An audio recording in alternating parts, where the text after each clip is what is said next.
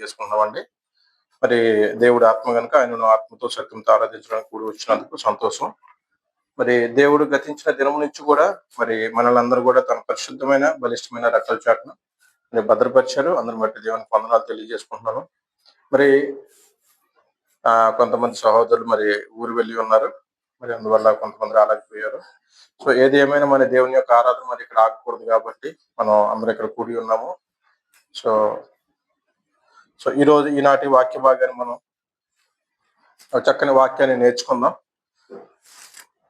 దేవుడి వాక్యాన్ని నేర్చుకోవడం వల్ల మన యొక్క స్థితిగతులు, మన యొక్క ప్రవర్తన, మన యొక్క విధి విధానాలు మారుతాయి అన్నమాట.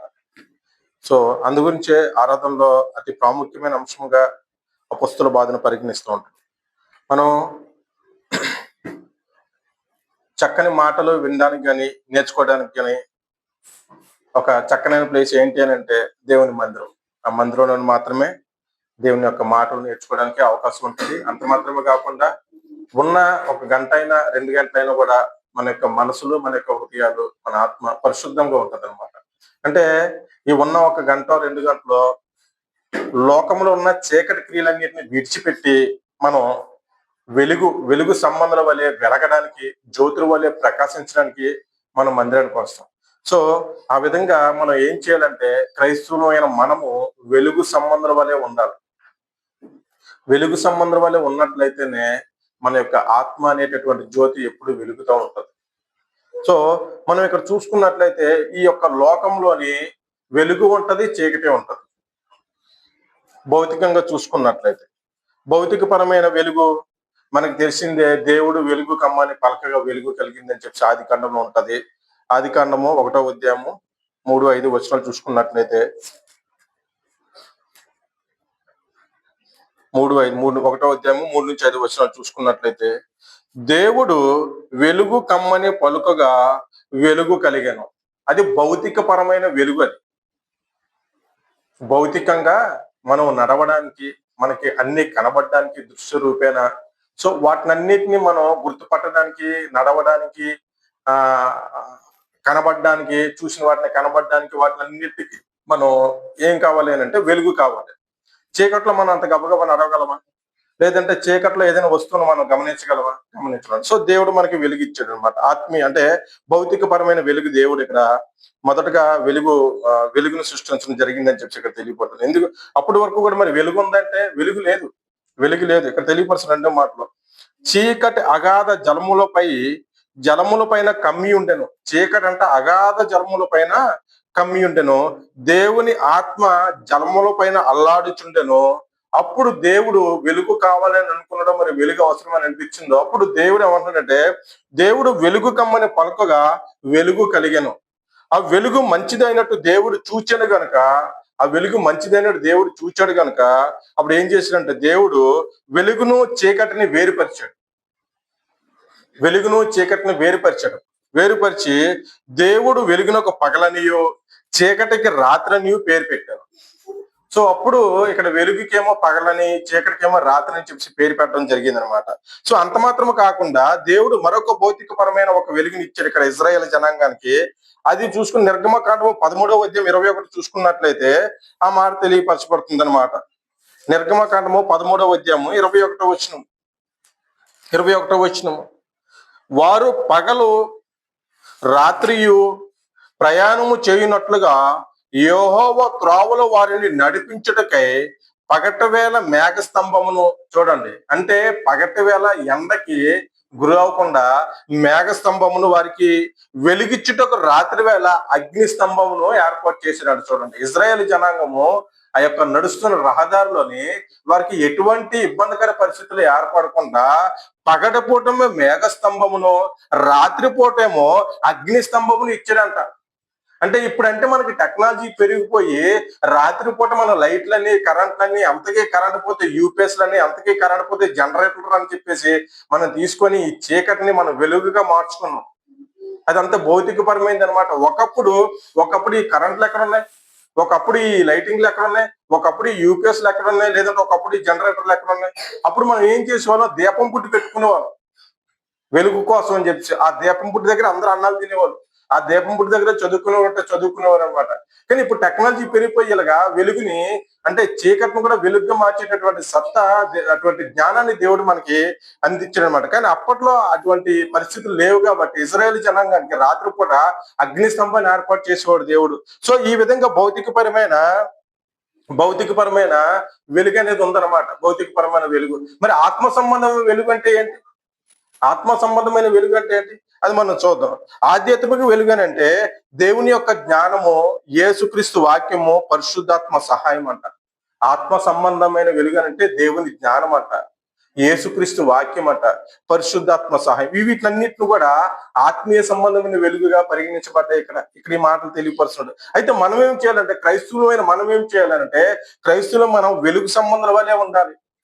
వెలుగు సంబంధం వల్లే ఉండాలి. దేవుని పట్ల విశ్వాసాన్ని కనపరచాలి. ఆయన పట్ల నమ్మకాన్ని చూపిస్తూ మనం వెలుగు సంబంధం వల్లే ఉండాలన్నమాట. అలా ఉన్నట్లయితే దేవుడు మనల్ని తన హక్కుని చేర్చుకుంటాడు. లేదు నువ్వు వెలుగు సంబంధం వల్లే ఉండొద్దు, చీకటి సంబంధం వల్లే ఉన్నావు అనుకో, దేవుడు నిన్ను త్రోసివేస్తాడు.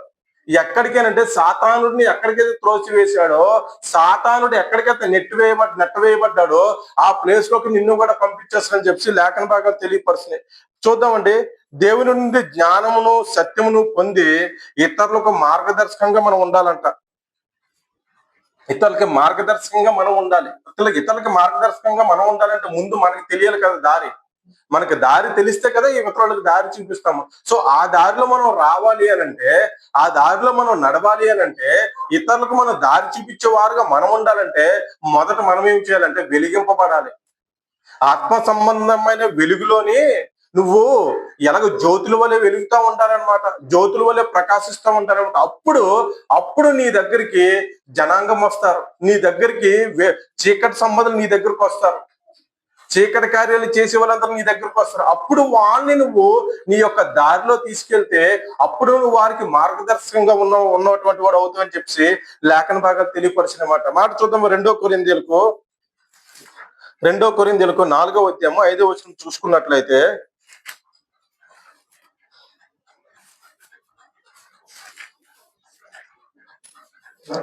4వ అధ్యాయము 5వ వచనం,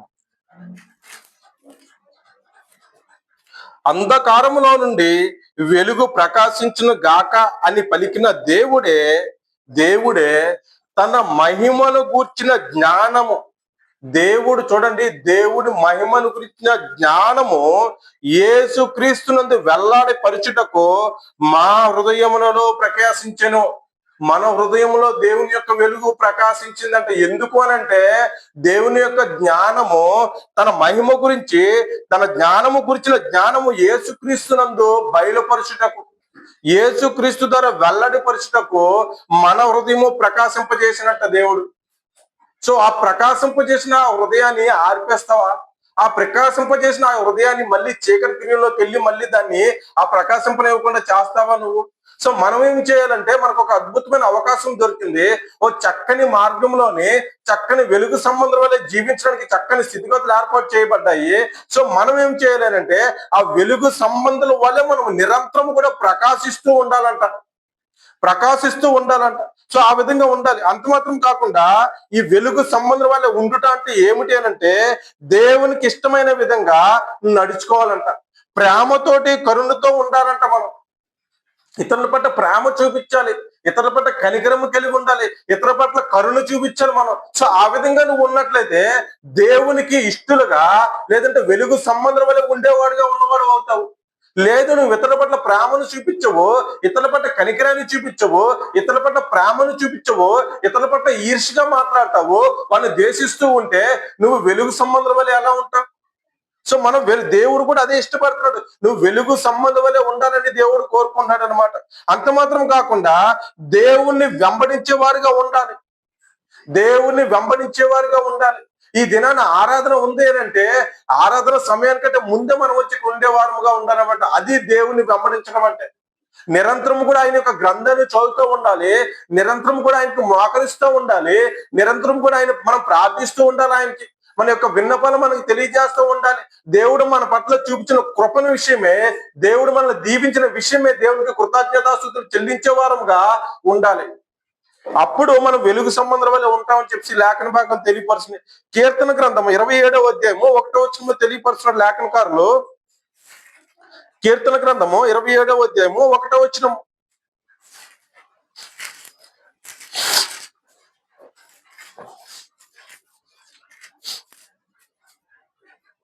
యెహోవా నాకు వెలుగును రక్షణయునై ఉన్నాడు, నేను ఎవరికి భయపడను. చూడండి, యెహోవే మనకి వెలుగంట, ఆయనే మనకి రక్షకుడు అంట. సో ఆ వెలుగులో మనం ఏం చేయాలంటే ప్రకాశింపబడాలి. ఆయనే మనకి రక్షకుడు కనుక మనకి ఏ సమస్య వచ్చినా, ఏ ఆపద వచ్చినా, ఎంత భయము కలిగినా కూడా, ఎన్ని సమస్యలు వచ్చినా కూడా, ఎన్ని నిందలు భరించినా కూడా, ఎన్ని ఎన్ని తిట్లు మనం పడినా కూడా, వాటినన్నిటి నుంచి కూడా మనల్ని కాపాడేవాడు దేవుడు. ఎందుకంటే మనకు రక్షకుడు. మన యొక్క దేశాన్ని ఈ సైనికులు ఎలాగైతే కాపాడుతూ ఉంటారో, మన యొక్క దేహాన్ని, మన యొక్క కుటుంబ విషయాన్ని, మన యొక్క పరిస్థితులు అన్నిటిని కూడా దేవుడు కాపాడుతూ ఉంటాడనమాట. ఎందుకనగా ఆయన రక్షకుడు, మనల్ని రక్షించే రక్షకుడు ఆయన. సో మనం ఏం చేయాలంటే ఆయన వెంబడించే వారంగా ఉండాలి, ఆయన వెంబడించే వారంగా ఉండాలి. మనకు వెలుగై ఉన్నాడు కనుక ఆ వెలుగులో ప్రకాశించే వారముగా మనం ఉండాలని చెప్పి లేఖన భాగాలు తెలియపరచాలి. అంత మాత్రం కాకుండా మనం ఏం చేయాలంటే ఎంతో తేజస్సు కలిగిన ముఖముతోటి, చూడండి, క్రైస్తవులమైన మనము కూడా ఎప్పుడు కూడా ధైర్యంతో ఉండాలి. దేవుని పట్ల మనం భయం కలిగి ఉండాలి, ఇతర పట్ల భయపడాల్సిన అవసరం లేదనమాట. ఎంతో భయముతోనూ భక్తితోనూ దేవుని పట్ల వండుకుంటూ లోకానుసారమైన విషయంలో ఎంతో ధైర్యము కలిగి తేజోమైన ముఖంతో, తేజస్సు కలిగిన ముఖంతో, ఎంతో నమ్మకంతో విశ్వాసం కలిగి ఉండాలంట, ఎంతో విశ్వాసం కలిగి ఉండాలంట. అంత మాత్రం కాకుండా వెలుగు సంబంధం అంట ధైర్యాన్ని కలిగి ఉంటారు. వెలుగు సంబంధులు ధైర్యాన్ని కలిగి ఉంటారు. అదే చీకటి సంబంధులు జస్ట్ మనం జనరలైజ్ గా చెప్పుకున్నట్లయితే, ఎవరైనా చీకట్లో చేసే క్రియలు ఏంటంటే నరహత్య చీకట్లో చేస్తారు, మద్యపానం చీకట్లో చేస్తారు, లేదంటే మానభంగాలు చీకట్లో చేస్తారు. అవన్నీ కూడా చీకటి క్రియలు. ఆ చీకటి క్రియలు చేసేవారు క్షణం భయంతో ఉంటారనమాట. అదే మనం అవన్నీ విడిచిపెట్టి వెలుగు సంబంధం వల్ల నువ్వు జీవించినట్లయితే, వెలుగు సంబంధం వల్ల నువ్వు ఉన్నట్లయితే, నువ్వు ఎప్పుడు భయాన్ని కలిగి ఎందుకుంటావు? ధైర్యాన్ని కలిగి ఉంటావు కదా వెలుగు సంబంధం అయితే. అందుకే అంటున్నారు ఇక్కడ, వెలుగు సంబంధులు ధైర్యాన్ని కలిగి ఉంటారు. వాళ్ళు ఏం చేస్తారంటే చీకటిని దరిచారనీయరంట. మనము క్రైస్తవులమైన మనము అటువంటి పనుల్లో మనం పార్టిసిపేట్ చేస్తామా అండి? అటువంటి చీకటి క్రియలో మనం ముందుంటామా అండి? అటువంటి చూస్తే మనం భయపడతాం. అమ్మో, ఇది నా దేవునికి విరుద్ధం, నా గ్రంథానికి విరుద్ధం, నేను అది చేయకూడదు అని చెప్పి మనం ఏం చేస్తామంటే వాటిని దూరం పెడతాం అనమాట. ఒకవేళ ఎవరైనా పిలిచినా కూడా, ఎవరు బాబు నేను రాను, అలాంటి విషయాలు నన్ను పిలవద్దు ఇంకోసారి అని చెప్పి కరాఖండి చెప్పేస్తాను అనమాట. అది మనకున్న స్పెషల్ అనమాట. అంటే మనం ఏం చేయాలంటే క్రైస్తవులు మనము వెలుగు సంబంధం వల్లే ఉండాలి, వెలుగు సంబంధం వల్లే ఉండాలి. ఎందుకు వెలుగు సంబంధం వల్లే ఉండాలంటే, మనం నడిపించి ఈ గ్రంథం వెలుగు. లేదంటే మనం మాదిరికరంగా జీవించే మన జీవితము, మనం ఎవరినైతే మాదిరిగా తీసుకొని మనం జీవిస్తామో అతను వెలుగు సంబంధి. మనం ఆరాధించే దేవుడు వెలుగు సంబంధం కనుక మనం కూడా అలాగే ఉండాలి. ఫర్ ఎగ్జాంపుల్, నా పిల్లలు ఉన్నారు, వాళ్ళు ఏం చేస్తారు, నేను ఏం చేస్తే అది చేస్తారు. ఇప్పుడు ఆయన బిడ్డలమైన మనం ఏం చేయాలంటే, అతను ఏ విధంగా అయితే ఉన్నారో, ప్రభుని యేసుక్రీస్తు ఏ విధంగా అయితే నడుచుకున్నారో, ఏ స్థితిగతులను భరించుకొని ఈ విధంగా వచ్చారో, మనం కూడా ఆ విధమైన ఓర్పు సహనం కలిగి ఆయనకి మాదిరికరమైన జీవితం జీవించాలన్నమాట. ఎందుకు అనంటే, ప్రభువైన క్రీస్తు వారు వెలుగు సంబంధి, తండ్రి అని యెహోవా దేవుడి వెలుగు సంబంధి, ఈ వాక్యము వెలుగు సంబంధి, పరిశుద్ధాత్మ దేవుడి వెలుగు సంబంధి. సో మనము కూడా ఏం చేయాలంటే వెలుగు సంబంధుల వలె ఆయన్ని అనుసరిస్తూ మనం నడుచుకోవాలి. అందుకే తెలియపరుస్తున్న మొదటి యోహాను రాసిన మొదటి పత్రిక 1:5 చూసుకున్నట్లయితే,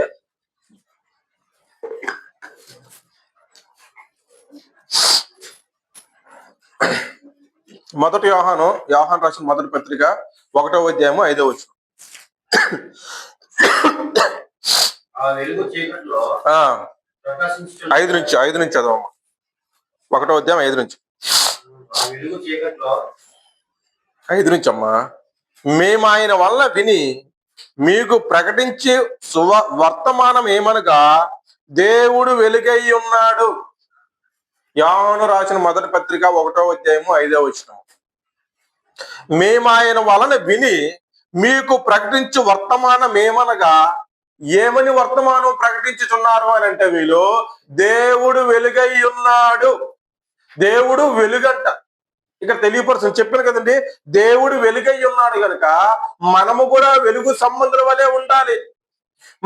మనం ఆరాధించే దేవుడు, మనం కొనియాడే దేవుడు, మనం పొగిడాడే దేవుడు, మనం కృతజ్ఞతా స్తుతులు చెల్లించే దేవుడు వెలుగు సంబంధి అయిన దేవుడు. మనం ఏం చేయాలి అంటే, మనము కూడా ఆయన అనుసరించి నడుచుకొని మనం కూడా వెలుగు సంబంధుల వల్లే ఉండాలని చెప్పేసి ఈ లేఖన భాగాలు తెలియపరిచినమాట. ఆయన యందు చీకటి ఎంత మాత్రమునూ లేదు. ఈ దినాన నీ విషయంలో, నా విషయంలో, మన విషయంలో ఎంతో కొంత చీకటి ఉంటది రహస్యంగా. మనం అనుకుంటాం మనం ఏం చేయట్లేదని, కానీ ఎందుకంటే మనం ఈ లోకంతో కలిసి జీవిస్తున్నాం కాబట్టి ఎంతో కొంత మలినము మనకంటే అవకాశం ఉంటది అనమాట. కానీ దేవుడు అంటున్నాడు, దేవుడు వెలుగై ఉన్నాడు, ఆయన యందు చీకటి ఎంత మాత్రము కూడా లేదంట. చూడండి, సో అటువంటి గొప్ప స్థితిలో మనం ఉండాలి. దేవుడు వెలుగు కనుక మనము కూడా వెలుగు సంబంధం వల్లే ఉండాలి. మనము కూడా వెలుగు సంబంధం వల్ల ఉండాలి. అంత మాత్రమే కాకుండా ప్రభుని యేసుక్రీస్తు వారు కూడా అంట వెలుగు సంబంధేనంట. ప్రభుని యేసుక్రీస్తు వారు, మనము మాదిరికరమైన జీవితం తీసుకున్న ప్రభుని యేసుక్రీస్తు వారు కూడా వెలుగు సంబంధం అంట. తెలియపరచిన లేఖన భాగాలు యోహాను సువార్త 12వ అధ్యాయము 46వ వచనము. యోహాను సువార్త 12వ అధ్యాయము 46వ వచనంలో తెలియపరుస్తున్నాడు ఆ మాట. చూడండి,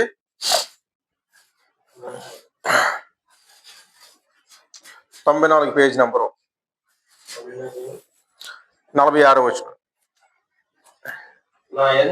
నా యందు విశ్వాసం ఉంచు ప్రతి వాడు చీకట్లో నిలిచి ఉండకుండానట్లు నేను ఈ లోకమునకు వెలుగుగా వచ్చి ఉన్నాను. చూడండి, అంటే ప్రభువైన యేసుక్రీస్తు వారు ఈ లోకానికి వెలుగుగా వచ్చారంట.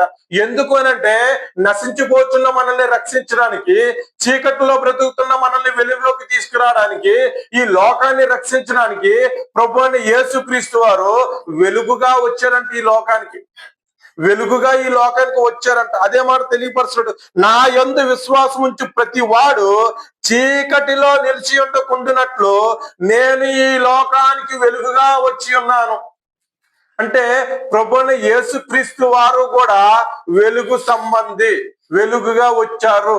చీకట్లో ఉన్న మనల్ని రక్షించడానికి, చీకట్లో ఉన్న మనల్ని వెలుగులోకి తీసుకురావడానికి దేవుడు తన కుమారుణ్ణి వెలుగులోకి పంపించాడంట. చూడండి, వెలుగుగా పంపించాడంట తన కుమారుణ్ణి. సో ఇక్కడ తండ్రి అని యెహోవా దేవుడు కూడా వెలుగై ఉన్నాడు, ప్రభువైన యేసుక్రీస్తు వారు కూడా వెలుగుగా వచ్చారు. అంత మాత్రం కాకుండా యోహాను సువార్త 1వ అధ్యాయం 3, 5 వచనాలు చూసుకున్నట్లయితే, 5 వచనాలు, 3, 4, 5 వచనాలు 1వ అధ్యాయము.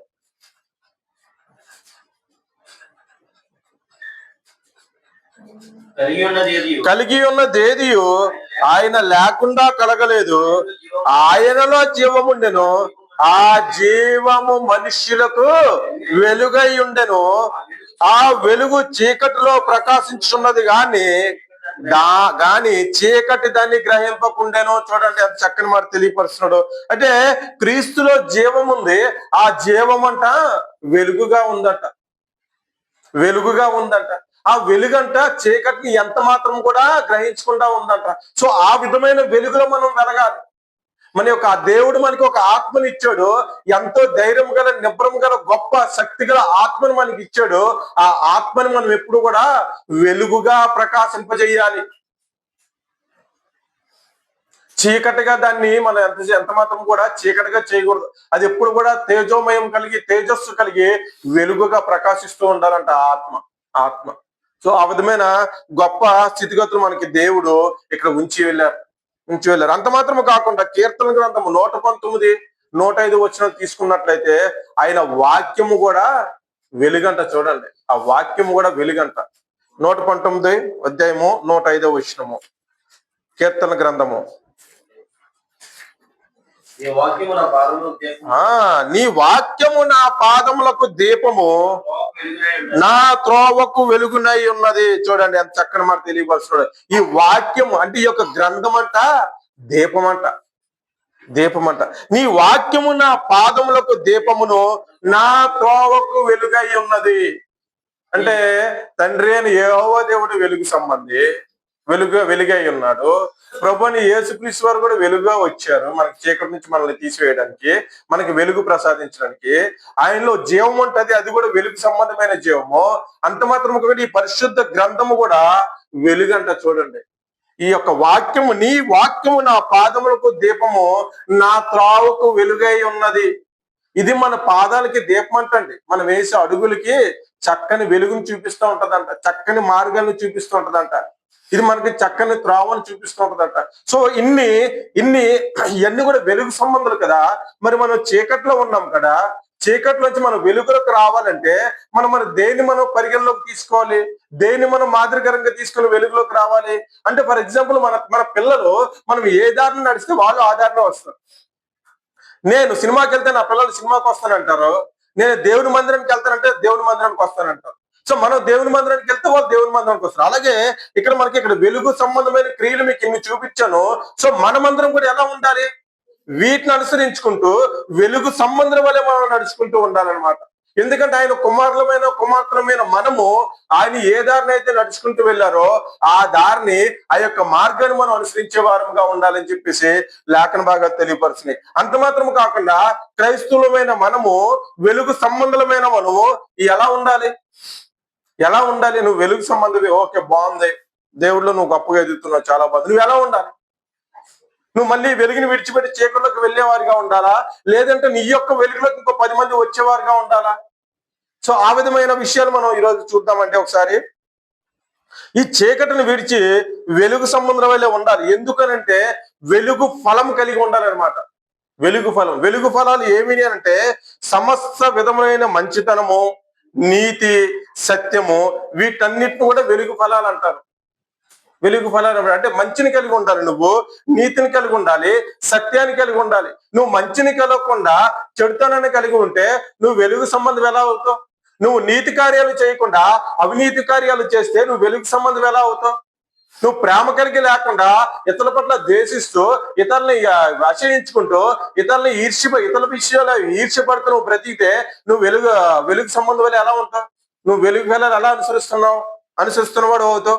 అందుకే తెలియపరిచిన మాట ఎఫెసీయులకు రాసిన పత్రిక 5వ అధ్యాయము 9వ వచనము. మనం ఎలా ఉండాలంటే వెలుగు ఫలాలు కలిగి ఉండాలి. వెలుగు ఫలాలు మనం అనుసరిస్తూ ఉండాలంట.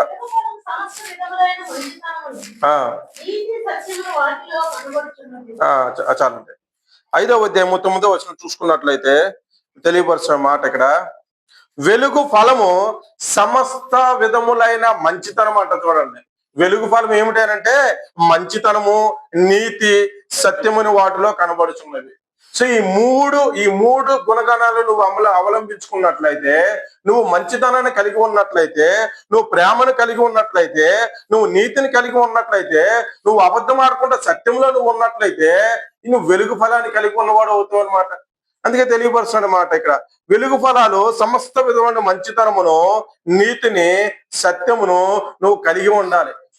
వెలుగు సంబంధమైన నువ్వు ఈ యొక్క గుణాలని కలిగి ఉండాలని చెప్పి లేఖన భాగాలు తెలియపరచనమాట.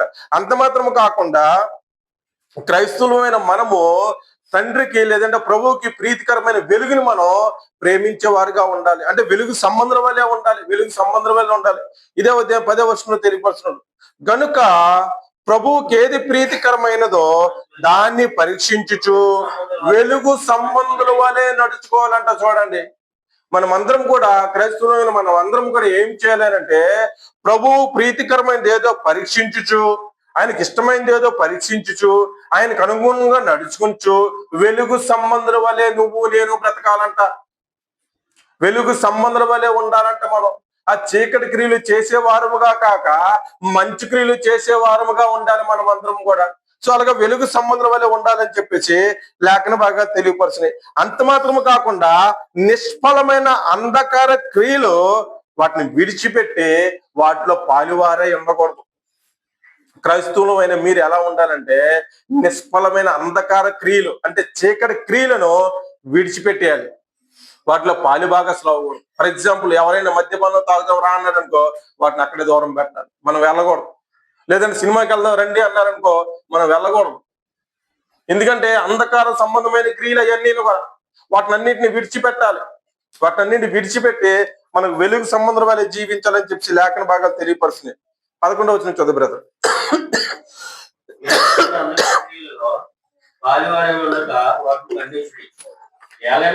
చాలు చాలు. నిష్ఫలమైన అంధకార క్రియలు పాలువారై ఉండకూడదు. మనం అంత మాత్రమే కాకుండా వాటిని ఖండించాలి. అరే ఇది నువ్వు చేయకూడదు, తప్పు. నీ తల్లిదండ్రులు బాధపడుతుంది నువ్వు ఇలా చేస్తే, లేదంటే నీ స్నేహితులు బాధపడతారు, నీ భార్య బాధపడుతుంది, నువ్వు అట్లాంటివన్నీ చేయకూడదు అని చెప్పేసి మనం అది చెప్పే వారంగా ఉండాలి, వాటిని ఖండించే వారంగా ఉండాలి. వారు మనల్ని పిలుస్తున్నారంటే అరే నేను రాను ఇక్కడికి, అది నాకు సంబంధించింది కాదు, నా జీవితానికి సంబంధించింది కాదు, వాటిని విడిచిపెట్టేశాను, వాటి జోలికి నేను రాను. అంత మాత్రము కాకుండా నువ్వు కూడా వాటి జోలికి వెళ్ళొద్దని చెప్పేసి మనం ఖండించే వారంగా ఉండాలన్నమాట. నిష్ఫలమైన అంధకార క్రియలలో పాలువారై ఉండకుండా వాటిని ఖండించే వారముగా మనం ఉండాలని చెప్పేసి లేఖన భాగాలు తెలియపరచింది. అంత మాత్రము కాకుండా జీవపు వెలుగు కలిగి ఉండాలని నువ్వు వెలుగు సంబంధం అయితే, నువ్వు క్రైస్తవుడు అయితే నీ యొక్క క్రైస్తవంలోని నువ్వు వెలుగు సంబంధం వల్ల జీవించాలి అని అనుకున్నట్లయితే కనుక నీ యొక్క జీవము వెలుగు సంబంధం వల్లే ఉండాలి, జీవపు వెలుగు కలిగి ఉండాలి. నువ్వు జీవించే జీవితము వెలుగు సంబంధాల జీవితం కలిగి ఉండాలని చెప్పి లేఖన భాగాలు తెలియపరిచిన మాట. యోహాను సువార్త 8వ అధ్యాయము 12వ వచనము. యోహాను సువార్త 8వ అధ్యాయము 12వ వచనం.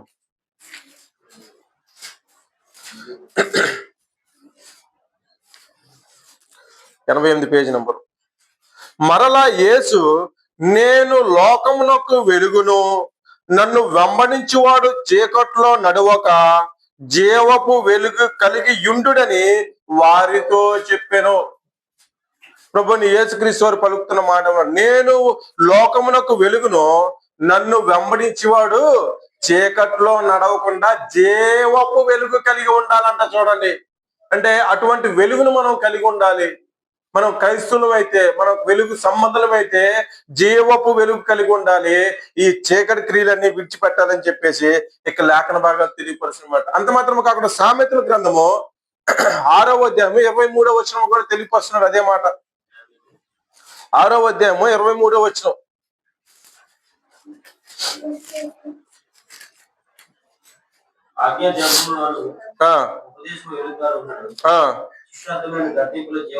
ఎస్ అండి, ఇక్కడ ఆజ్ఞ దీపముగాను ఉపదేశము వెలుగుగా ఉండునంట. చూడండి, దేవుని యొక్క ఆజ్ఞలు ఎలాంటివి అంటే మనకి దీపం అన్నమాట.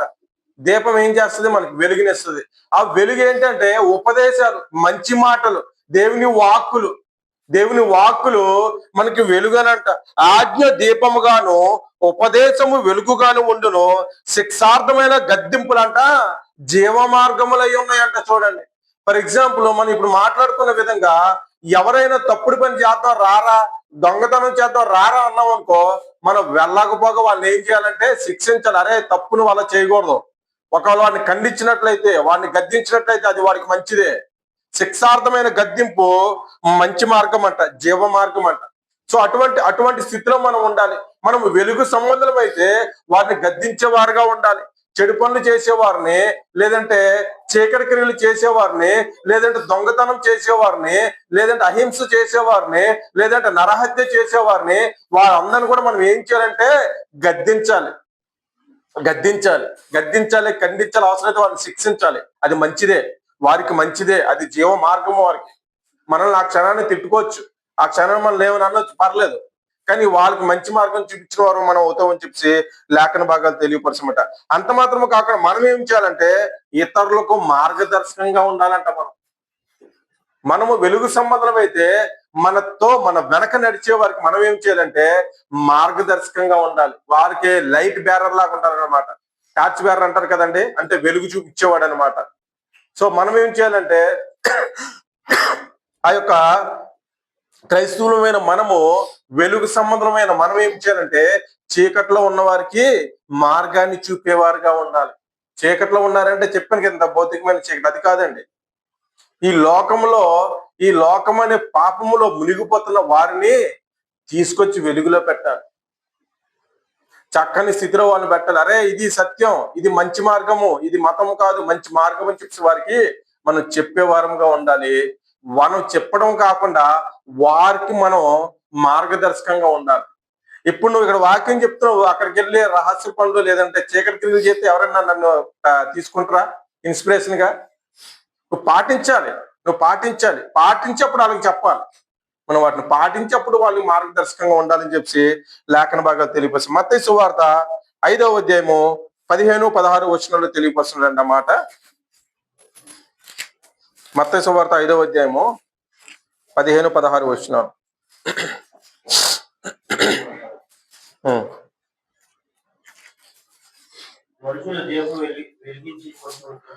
మనుషులు దీపం వెలిగించి కొంచెం కింద పెట్టరు, కానీ అది ఇంట్లో నుండి వారికి అందరికి వెలుగుచ్చుటకే దీపస్తంభం మీదనే పెట్టుదురు కదా.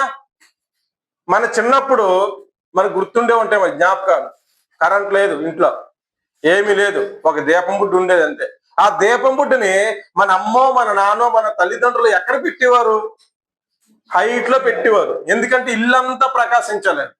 అంతే కదా. అంతేకాదు దీపం వెలిగించాం కదా అని చెప్పి ఎక్కడో మూల పెడితే, లేదంటే ఎక్కడో కనబడిన ప్లేస్ లో పెడితే లైటింగ్ ఎలా వస్తుంది? సో అలాగే ఇక్కడ తెలియపరుస్తున్నాడు, మనుషులు దీపం వెలిగించి కొంచెం కింద పెట్టరు, కానీ దాని ఇంటందరికి వెలిగించడుగా దీపస్తంభం మీదనే పెట్టుదురు కదా, పెడతారు కదా. మనం వెలుగు సంబంధం కదా, నేను మీరు అందరూ వెలుగు సంబంధం కదా. మనం వెళ్ళి ఒక మూల కూర్చుంటే ఇతరులకు ఎలా ప్రకాశిస్తాం? ఇతరులకు ఎలా చక్కని మాటలు బోధిస్తాం? ఇతరులకు ఎలా సువార్త చెప్తాం? ఇతరులకు ఎలా మంచి మార్గాలు చూపిస్తాం? అందుకే ఇక్కడ తెలియపరుస్తాడు అనమాట. మనుషులు మీ సత్క్రియలను చూసి పరలోకమందున్న మీ తండ్రిని మహింపరిచినట్లు వారి ఎదుట మీ వెలుగు ప్రకాశింపనీయుడి. మీరు వెలుగు సంబంధులైతే ఎందు విషయమై మీరు వెలుగు సంబంధాలు అయ్యారో, ఎందు విషయమే మీరు యొక్క మార్గాన్ని అనుసరించారో ఆ యొక్క విషయాలు చీకట్లో ఉన్న వారికి వివరించే వారంగా మనం ఉండాలి. అంటే మన యొక్క వెలుగు ఇతరులకు ప్రకాశించేలా ఉండాలన్నమాట. వాళ్ళు కూడా ఈ యొక్క వెలుగులోకి వచ్చేవారుగా ఉండాలి. అలా ఉండాలంటే మన యొక్క సత్క్రియలు, మన యొక్క మంచి క్రియలు అందరికీ తెలిసేలా ఉండాలి. అంత మాత్రం కాకుండా వారిని, చీకట్లో ఉన్న వారిని వెలుగులోకి తీసుకొచ్చి మనము వారికి మార్గదర్శకంగా ఉండాలి. ఒక చక్కని మార్గాన్ని, ఒక దిశా నిర్దేశాన్ని వాళ్ళకి చూపించే వారంగా ఉండాలని లేఖన బాగా తెలియపరుచున్నమాట. అంత మాత్రం కాకుండా యోహాను సువార్త 12వ అధ్యాయము 35-36 వచనాలు చూసుకున్నట్లయితే,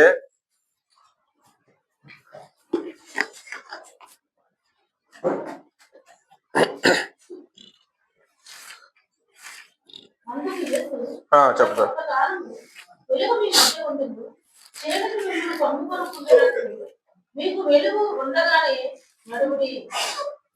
చాలు చాలండి. అందుకు యేసు ఇంకా కొంతకాలము వెలుగు మీ మధ్య ఉండును. అంటే ప్రభుని యేసుక్రీస్తు వారు భూమి మీద ఉన్న దినాలన్నమాట.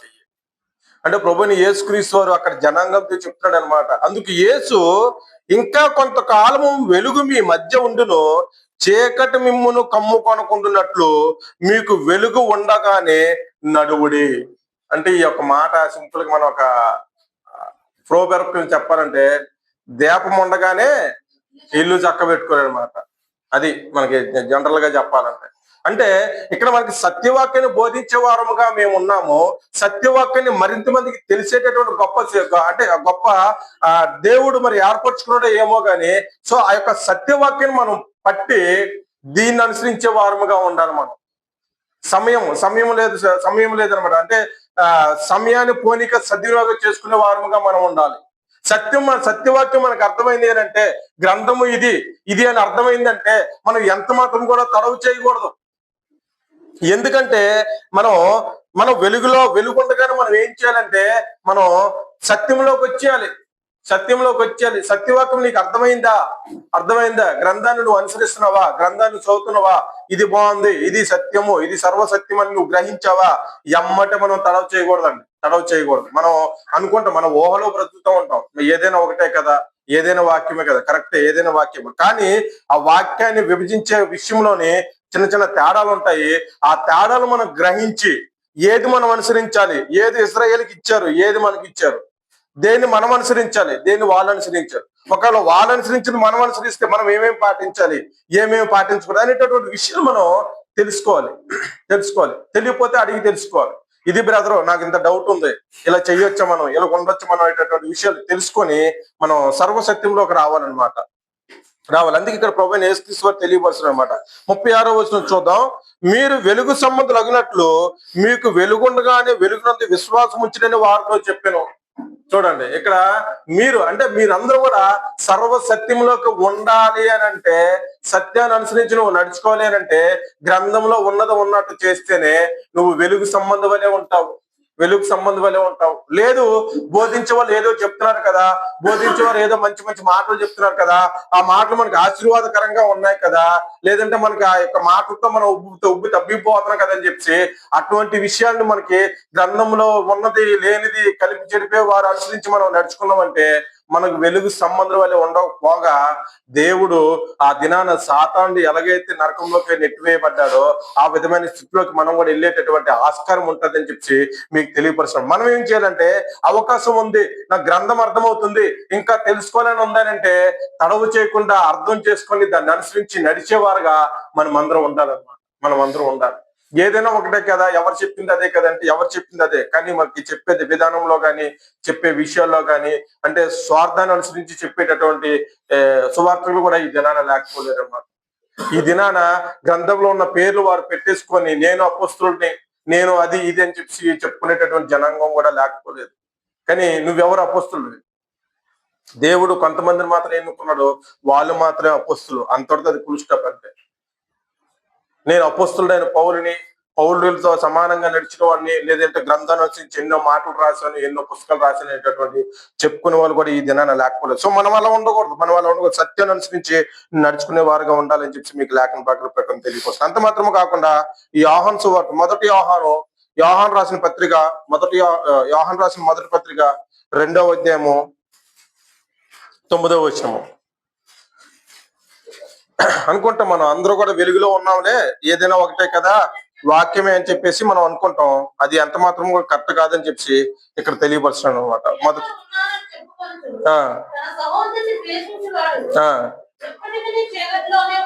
చాలండి. ఇక్కడ ఏమంటారంటే, మనము ఒక ఊహలో బ్రతుకుతున్నాం. ఏదైనా చర్చియే కదా, ఏదైనా దేవుడే కదా, ఏదైనా బోధించే అదే బోధ కదా అని అనుకుంటాం. అంటే ఒక ఊహలో బ్రతుకుతాం అనమాట. ఆ ఊహ సత్యం కాదు. ఇంతకుముందు చెప్పిన మనం ఊహించింది సత్యం కాదనమాట. ఇంతకుముందు చెప్పిన వాక్యం అంటే మనం సత్యం ఏంటో మనం తెలుసుకోవాలి. మన ఊహలో ఉండకూడదు. ఇక్కడ అదే తెలియపరుస్తున్నాడు లేఖన కాదు. వెలుగులో ఉన్నావని చెప్పుకొంచు తన సహోదరుని దేశించేవాడు ఇప్పటికి కూడా చీకట్లోనే ఉన్నాడంట. చూడండి, మనం అందరం కూడా వెలుగులో ఉన్నామని చెప్పి ఆలోచించుకుంటూ నువ్వు ప్రతి దినము ప్రతి క్షణము ప్రతి ఇది కూడా నువ్వు సువార్తకుడు చెప్పాడు కదని చెప్పి ప్రతిరోజు నువ్వు అక్కడికి వెళ్ళిపోయి నువ్వు చేసినంత మాత్రాన నువ్వు వెలుగులో ఉన్నవాడు కాదు. గ్రంథాన్ని అనుసరించాలి. గ్రంథాన్ని అనుసరించి నడిచినట్లయితేనే మనం వెలుగులో ఉన్నవారం అవుతాము. మనం ఊహలో బ్రతుకుతూ వెలుగులో ఉన్నాం కదా అని అనుకుంటే గనక రేపు రోజున మరణించిన తర్వాత నీకు నిత్య నరకం సిద్ధంగా ఉంటదని చెప్పి లేఖన భాగం తెలియపరుస్తుంది. 11వ వచనం కూడా చూసుకున్నట్లయితే ఇక్కడ అంటున్నాడు, తన సహోదరుని దేశించేవాడు చీకటిలో ఉండి చీకటిలో నడుచుచున్నాడు. చీకటి అతని కన్నులకు గుడ్డితనము కలిగి చేసిన కనుక తను ఎక్కడికి పోచున్నాడో అతనికి తెలియదంట. అంటే మనం ఊహలో బ్రతుకుతున్నాం. ఆ ఊహ మనకి గుడ్డితనాన్ని కలుగు చేసింది. ఆ ఊహ మనకి ఆలోచింపజేసే శక్తిని ఇవ్వట్లేదు కనుక మనం ఇంకా కూడా అసత్య మార్గంలోనే నడుచుకున్నాం. దేవుడు ప్రభువైన యేసుక్రీస్తు వారు తన స్వరక్తం ఇచ్చి సంపాదించిన తన సంఘములో మనం లేనంతసేపు కూడా మనం ఇంకా ఊహలో బ్రతుకుతున్నవారు. అందుకే మనం ఏం చేయాలంటే సత్యాన్ని గ్రహించాలి. సత్యాన్ని గ్రహించి సర్వసత్యంలోకి రావాలి. ఎందుకంటే లేఖన భాగంలో క్లియర్ కట్ గా తెలియపరుస్తున్నాయి. కానీ కొంతమంది వారి స్వార్థానికి స్వలాభాగానికి సంఘస్థులు వెళ్ళిపోతారు, బయటికి వెళ్ళిపోతారు అని చెప్పేసి ఆలోచించి రకరకాల విన్యాసాలు చేస్తుంటారు. కానీ ఈ దినాన వాళ్ళకి మంచిగా ఉండొచ్చు, ఈ దినాన వాళ్ళకి బాగుండొచ్చు. కానీ రేపు రోజున లెక్క చెప్పాల్సిన పరిస్థితి వస్తుంది. ఆ దినాన అప్పుడు అనుకుంటా, ఆ రోజు సహోదరుడు సత్యం చెప్పాడే, మనం అనుసరించలేకపోయామే అని చెప్పేసి ఆ రోజు బాధపడినటువంటి సందర్భం కూడా లేకుండా పోదనమాట. అందుకే మనం ఏం చేయాలంటే మనం చక్కగా సత్యాన్ని గ్రహించి దాన్ని అనుసరించి నడుచుకునే వారముగా మనం ఉండాలి. అయితే క్రైస్తవులమైన మనము, వెలుగు సంబంధమైన మనము ఎలా ఉండాలి అని అంటే మంచిని, నీతిని, సత్యాలను అనుసరించే వారముగా ఉండాలి. చీకటి క్రియలను విడిచిపెట్టి వెలుగు ఆయుధాలను ధరించే వారంగా ఉండాలంట. చూడండి, వెలుగు సంబంధుల వలె వెలుగు ఆయుధాలు, వెలుగు సంబంధమైన ఆయుధాలు ఏంటి? ఫస్ట్ ప్రార్థన, వాక్యం చదవటం, గ్రంథాన్ని నిరంతరం చదవడం, అవన్నీ కూడా వెలుగు సంబంధమైన ఆయుధాలుగా మనం పరిగణించవచ్చు. వాక్యం చదువుతున్నాం అంటే దేవుడు మనతో మాట్లాడుతున్నాడని అర్థం. మనం ప్రార్థన చేస్తున్నాం అంటే దేవుడితో మనం మాట్లాడుతున్నాం అర్థం. ఈ రెండు విషయాలను గమనించి వీటిని నిరంతరం కూడా మనం అనుసరించినట్లయితే మనం వెలుగు సంబంధమైన ఉంటామని చెప్పి లేఖన భాగాలు తెలియపరుస్తున్నారు. రోమియోలు రాసిన పత్రిక 13వ అధ్యాయము 12వ వచనంలో తెలియపరుస్తున్నాడు ఆ మాట. రోమియోలు రాసిన పత్రిక 13వ అధ్యాయము 12వ వచనము. నువ్వు ఆగక్క, చదువు. 12వ వచనం నేను చదువుతాను వినంటే, రాత్రి చాలా గడిచి పగలు సమీపముగా ఉన్నది గనుక మనము అంధకార క్రియలను విసర్జించి తేజో సంబంధమైన యుద్ధోపకరణాలు ధరించుకుందాము. చూడండి, తేజో సంబంధమైన యుద్ధోపకరణాలు ధరించుకుందాము. ఆ చీకట్లో ఉండకుండా నువ్వు వెలుగు సంబంధం వల్లే ఉండాలి అంటే తేజో సంబంధమైన యుద్ధోపకరణాలు ధరించుకునే వారుగా ఉండాలి. నువ్వు వెలుగు సంబంధం వల్లే ఉండాలి అంటే నువ్వు చీకటిని విడిచిపెట్టాలి. ఆ యొక్క తేజో సంబంధమైన యుద్ధోపకరణాలు ధరించుకునే వారుగా మనం ఉండాలి. క్రైస్తవులైన మనము వెలుగు సంబంధం వల్లే ఉండాలంటే అటువంటి తేజో సంబంధమైన యుద్ధోపకరణాలు ధరించుకోవాలని చెప్పి ఈ లేఖన భాగాలు తెలియపరుస్తుంది. అంత మాత్రము కాకుండా యేసుక్రీస్తును అనుసరించే వారముగా ఉండాలి. ఆయనకి మాదిరికరంగా జీవించే వారముగా ఉండాలి. ఎందుకనంటే క్రీస్తు వెలుగు గనుక, ఆయన వెలుగు సంబంధం కనుక మనం కూడా వెలుగు సంబంధం వల్ల జీవించాలనంటే క్రీస్తుని మాదిరికరమైన జీవితం జీవించాలని చెప్పేసి లేఖన భాగాలు తెలియపరుస్తున్నాయి. అంత మాత్రము కాకుండా సమయమును సద్వినియోగపరచుకొనిచు అజ్ఞానుల వలె కాక జ్ఞానుల వలె నడుచుకునే వారుగా ఉండాలి. నువ్వు ఈ దినాన వెలుగు సంబంధమై ఉండాలి అంటే, నువ్వు ఈ దినాన క్రీస్తు వలె మాదిరికరమైన జీవితాన్ని జీవించాలనంటే నువ్వు సమయాన్ని పోనీయక, సమయాన్ని దుర్వినియోగం చేసుకోకుండా, సమయాన్ని మిస్లీడ్ చేయకుండా దాన్ని సద్వినియోగం చేసుకుంటూ అజ్ఞానుల వలె కాక జ్ఞానుల వలె నువ్వు ప్రవర్తించాలంట, జ్ఞానుల వలె నువ్వు నడుచుకోవాలంట. మనకి సమయం చాలా తక్కువ ఉంటది నా ప్రియమైన సహోదరులారా. సో అందుకే మనం ఏం చేయాలంటే, మనకు ఒక ఆలోచన కలిగిందనంటే, మనకి మంచి పని చేయాలనే ఆలోచన కలిగిందంటే ఆ సమయాన్ని మనం విడిచిపెట్టకూడదు. ఇంకా దాన్ని విషయంలో తడవు చేయకూడదు, ముందుకు వెళ్ళిపోవాల్సిందే. ఎందుకంటే సమస్తం పరీక్షించి మేలైతేనే ఎంచమన్నాడు దేవుడు. మనం చేసే పరిస్థితులు, మనం ఉండే స్థితిగతులన్నింటినీ కూడా విడిచిపెట్టి నీకు ఇది మేలుగా అనిపించిందంటే గనక నువ్వు దీన్ని చేపట్టడంలో ఎంత మాత్రం కూడా వెనకంజ వేయకూడదని చెప్పేసి లేఖన భాగాల ప్రకారం తెలియపరచు. అంత మాత్రం కాకుండా తెలియపరుస్తుంది. ఎఫెసీయులకు రాసిన పత్రిక 5వ అధ్యాయము 15-16 వచనం చూసుకున్నట్లయితే ఈ మాట తెలియపరుస్తున్నాడు అనమాట లేఖనకారులు. ఎఫెసీయులకు రాసిన పత్రిక 5వ అధ్యాయము 15-16 వచనాలు. దినములు చెడ్డవి గనుక సమయమును పోనీయక సద్వినియోగం చేసుకొనుము. అజ్ఞానుల వలె కాక జ్ఞానుల వలె నడుచుకున్నట్లు జాగ్రత్తగా చూచుకొనుడి. అదనమాట. మనం ఏం చేయాలంటే మనకి సమయాన్ని పోనీయకుండా సద్వినియోగం చేసుకుంటూ అజ్ఞానుల వలె కాక జ్ఞానుల వలె సత్యంలోకి రావాలని చెప్పి మీకు తెలియపరచు. అంటే క్రీస్తు సంబంధమైన మనము, వెలుగు సంబంధమైన మనం ఏం చేయాలంటే ఈ యొక్క క్రియను మనం అనుసరించే వారంగా ఉండాలి, ఈ యొక్క మాటలు మనం అనుసరించే వారంగా ఉండాలన్నమాట. అంత మాత్రం కాక ఎఫెసీయులకు రాసిన పత్రిక 5వ అధ్యాయము 2వ వచనం చూడండి. నువ్వు వెలుగు సంబంధం అయితే ఎలాగుండాలంటే, క్రీస్తు మిమ్మును ప్రేమించి పరిమళ వాసనగా ఉండుటకు మన కొరకు తన్ను తాను దేవునికి అర్పణముగాను బలిగాను అప్పగించుకొనును. అలాగుననే మీరును ప్రేమ కలిగి నడుచుకొనుడి.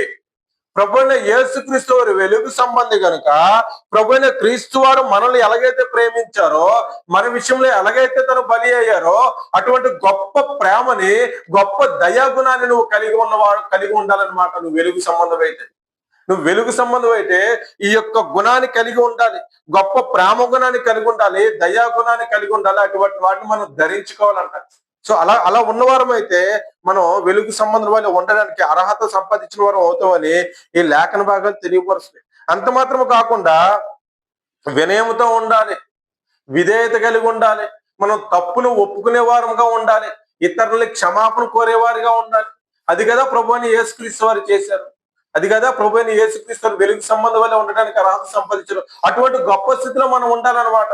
ప్రభువైన యేసుక్రీస్తు వారు ఏ గుణాలు అయితే కలిగి ఉన్నారో ఆ గుణాలన్నీ కూడా మనం కలిగి ఉండాలి. ఆయన దూషించబడ్డాడు, తిరిగి దూషించలేదు. ఆయన దెబ్బలు తిన్నాడు, తిరిగి మళ్ళీ కొట్టలేదు అని మన విషయంలో ఎంత ఘోరమైన స్థితిని అనుభవించారో, అయినా కూడా ఆయన ఎలా ఉన్నాడంటే వదకు తేబడిన గొర్రె పిల్ల వలె తలదించుకొని ఉన్నాడనమాట. అటువంటి అటువంటి అటువంటి గొప్ప స్థితిని, అటువంటి గుణగణాలను మనం సంపాదించుకున్న వారమైతే మనం కూడా వెలుగు సంబంధం వల్ల ఉండడానికి అర్హత సంపాదించిన వారు అవుతామని లేఖన బాగా తెలియపరిచినాయి. అంత మాత్రం కాకుండా ఎఫెసీయులకు రాసిన పత్రిక 5వ అధ్యాయము 4వ వచనం చూసుకున్నట్లయితే మనం ఎప్పుడు కూడా, నువ్వు వెలుగు సంబంధం అయితే నువ్వు ఎప్పుడు కూడా కృతజ్ఞత వచనమే ఉచ్చరింపవలె గాని బూతులైనను, పోకిరి మాటలైనను, స్వరసొక్తులైనను ఉచ్చరింపకూడదు. నువ్వు వెలుగు సంబంధం అయితే చక్కని మాటలు నీ నోటి నుంచి రావాలి, ఆశీర్వాదకరమైన మాటలు నీ నోటి నుంచి రావాలి. అంతేగాని వారిని శపించేటటువంటి మాటలు కానీ, వారి విషయంలో మనం తిట్టేటటువంటి మాటలు కానీ, బూతుల మాటలు కానీ, పోకిరి మాటలు, అటువంటి మాటలు రాకూడదు. నువ్వు వెలుగు సంబంధం అయితే చక్కని, అంటే ఆశ్చర్యవచనపు మాటలు, కృతజ్ఞత వచ్చిన మాటలు మనం పలకాలి కానీ లోకపు మాటలు పలకూడదని చెప్పి లేఖన బాగా తెలియపరుస్తుంది. అంత మాత్రం కాకుండా ఈరోజు సహోదరు చదువు ఫిలిప్పీయులకు రాసిన పత్రిక 2వ అధ్యాయము 14, 15, 16 వచనాలు చూసుకున్నట్లయితే సహోదరు చదివిన మాట ఈరోజు చూద్దాం. చివరిగా 2వ అధ్యాయము 14 నుంచి అమ్మ, ఫిలిప్పీయులకు 179 పేజీలమ్మ. మనము వెలుగు సంబంధం వల్ల ఉండాలంటే మీరు మూర్ఖమైన వక్రజనమును మధ్య నిరపరాధులుగాను, నిష్కలంకులుగాను, అనిందులైన దేవుని కుమారులగునట్లు సనుగులను, సంశయములు మాని సమస్త కార్యములు, అంటే సమస్త మంచి కార్యములు చేయడి. వీటన్నిటిని విడిచిపెట్టండి. నువ్వు వెలుగు సంబంధం అయితే, నువ్వు వెలుగు సంబంధం వల్ల జీవించాలని ఆశపడితే, ఓ నా ప్రియ కుమార్తె, నువ్వు వెలుగు సంబంధం వల్ల ఉండాలి అని అంటే వీటన్నిటిని విడిచిపెట్టే, అంధకార సంబంధమైన క్రియలన్నీ కూడా విడిచిపెట్టే వెలుగు సంబంధం వల్ల జీవించడానికి ముందుకు రా. ఈ దినాన తీర్మానం చేసుకో. ఒకవేళ నేను ఇంకా కూడా చీకటి క్రియలు అనుసరిస్తున్నానా, కూడా అంధకార సంబంధమైన క్రియలో నేను ఉన్నానా, వాటన్నిటిని విడిచిపెట్టే ఈ దినాన్ని దేవుని విషయంలో తీర్మానం చేసుకో. ఈ దినాన్ని దేవుని మందిరంలో తీర్మానం చేసుకున్న ప్రియ కుమార్తె, ఈ దినాన్ని నువ్వు ఇలా చేసుకున్నట్లయితే, ఈ విషయంలో నువ్వు సమయాన్ని పోనీయకుండా నువ్వు సత్యాన్ని గ్రహించిన వాడు అయితే గనక, నువ్వు వెలుగు సంబంధం వల్ల ఉండాలని నిశ్చయించుకున్నట్లయితే గనక, నువ్వు దేవుడు స్థాపించిన సంఘంలో బాప్తిసం తీసుకోలేని ఆలోచన కలిగి ఉన్నట్లయితే గనక ఈ దినాన్ని తీర్మానం చేసుకొని దేవుడు స్థాపించిన సంఘం ద్వారా బాప్తిసం పొంది మనం అందరం కూడా ఆయన రాజ్యంలో సభ్యులుగా ఉండడానికి ప్రయాసపడాలి. ఆయన రాజ్యంలో సభ్యత్వం సంపాదించాలి. ఈ యొక్క లోకము ఈ ఇన్నాళ్ళ వరకు మనం భౌతికంగా ఎన్నాళ్ళైతే మనం జీవించుంటామో, భౌతికంగా ఎన్నాళ్ళైతే మనకు ప్రాణం ఉంటుందో అన్ని రోజుల వరకు ఈ యొక్క లోకము. కానీ మనం నిత్య జీవం పొందాలి అని అంటే, దేవుడు స్థాపించిన రాజ్యంలో నేను సభ్యులము కావాలంటే దేవుడు కోరిన విధంగా జీవిస్తే మాత్రమే ఆయన రాజ్యంలో సభ్యులు అవుతామని చెప్పి లేఖన బాగా తెలియపరుస్తుంది. సో ఈ దినాన తండ్రి అయిన యెహోవా దేవుడు వెలుగు సంబంధి ఉన్నాడు, ప్రభు అయిన క్రీస్తు వారు వెలుగు సంబంధి ఉన్నాడు, ఆయన వాక్యము వెలుగు సంబంధమై ఉన్నది. సో మనం ఏం చేయాలంటే వారిని మాదిరికరంగా తీసుకొని, వారు మన గురించి పెట్టిన యొక్క గ్రంథంలో విషయాలు అనుసరించి, ఈ గ్రంథాన్ని అనుసరించి మనం కూడా వెలుగు సంబంధంలో నడుచుకునే వారంగా ఉండాలి. ఈ చీకటి క్రియలన్నీ విడిచిపెట్టి మనమందరం కూడా వెలుగు వల్లే ప్రకాశించాలి.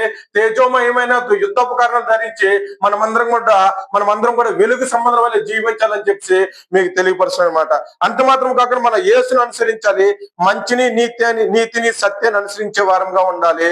మంచి క్రియల ద్వారా మనం మంచి క్రియలు చేస్తూ దేవుని మహింపరిచే వారంగా మనం ఉండాలని లేఖన భాగాలు తెలియపరిచిన మాట. నిత్యం కృతజ్ఞత కలిగి ఉండాలి.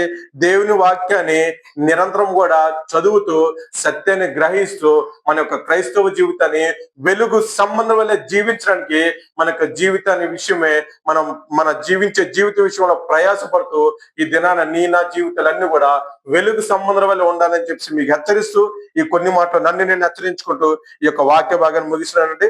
ఇప్పటి వరకు కూడా శ్రద్ధగా ఉన్న మీకు అందరికి కూడా ప్రభువైన యేసుక్రీస్తు వారి అతి శ్రేష్టమైన నామంలో వందనాలు తెలియజేసుకుంటున్నానండి. అది ఆపేయమ్మా.